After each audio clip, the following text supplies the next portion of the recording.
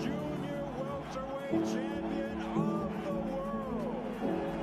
From Omaha, Nebraska. In favor of the winner, remaining undefeated, proving he is one of the elite champions of the sport. The 5-skin is over. Canelo gets the knockout. Tay Wilder has eradicated Dominic Brazil. He is the... Now, I'm gonna ask the question why it came to my mind. If Terrence Crawford and Errol Spence do not fight next, and let's take Ugas out right now because supposedly he has to fight his mandatory, which is Stanionis. If I messed his name up, I apologize.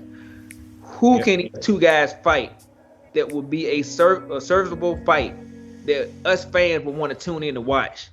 That can be made, not a dream fight. Like we could say Boots against Terrence Crawford and Ortiz against Spence. But what fights can really be made that make sense that these guys can take if it's not them two getting in the ring next? I'm gonna be honest, Boots is already a mandatory for Errol, so they're already talking about that fight. So it will have to. I don't know if they will make Errol since it's not a unification fight. I don't know if they will make Errol take that fight. You know what I'm saying? That's a possibility. And if you are Errol and you take that fight, that's gonna be a big fight. So I don't know who Terrence Crawford will have to fight. He will have to fight somebody to not only stay relevant at welterweight, but to also make decent money. By him not having a promoter no more, he had to find a fight himself. Will it be Ortiz? I don't know. But who else at welterweight could he fight? They'll make more noise than Boots and Errol. To be honest. When you go up and wait and take a dangerous fight, with Jermell Charlo got a fight coming up too. He be matching Castalia. Yeah. So you can't even have that fight. I mean, if you're gonna have a fight at 147, like you said, Boots is a fight. But to me, I don't see Terrence Crawford or Errol Spence fighting Boots for the simple fact that he's so dangerous and so damn good. Errol might not have a choice. I believe Boots is the type of guy he will most definitely not take step aside money from that fight.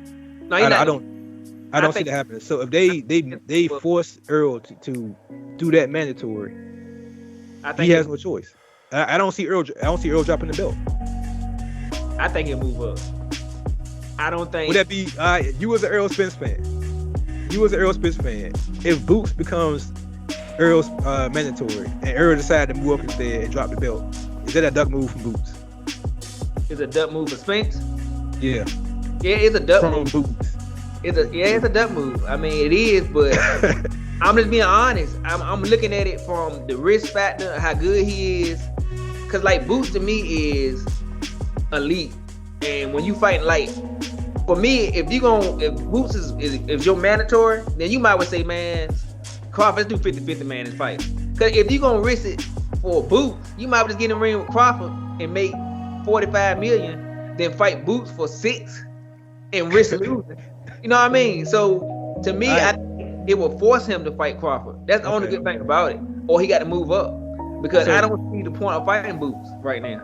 I mean, so with that being said, your video that you made earlier, right, when you were saying the 60-40 split was fair. With all that being said, you don't think Crawford team know the same thing? You know, especially now that Boots is your mandatory. You think Crawford sitting back like, I'm just waiting for you to get my 50-50 then? Or you gonna have to wind up fighting Boots? I mean, he could sit back. I mean, but time ain't neither one of their friends to me. I agree.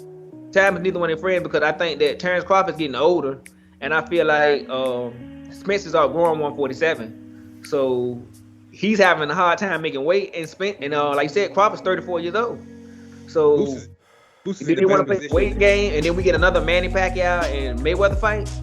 Like they got to get together.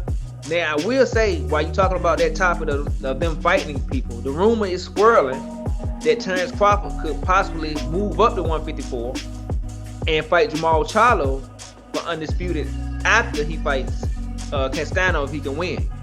Do you like that fight? Do you like the fact of him moving up? Or do you think he needs to stay at 147 and hold his ground and try to be undisputed there? Yeah, I think he should, after the Errol fight, he can do whatever he wants, to be honest. If he can work out a deal to where like he can go out there and challenge for those belts up there while keeping his welterweight titles, then why not? Why not? I pay to see that fight. To me, it's a great fight.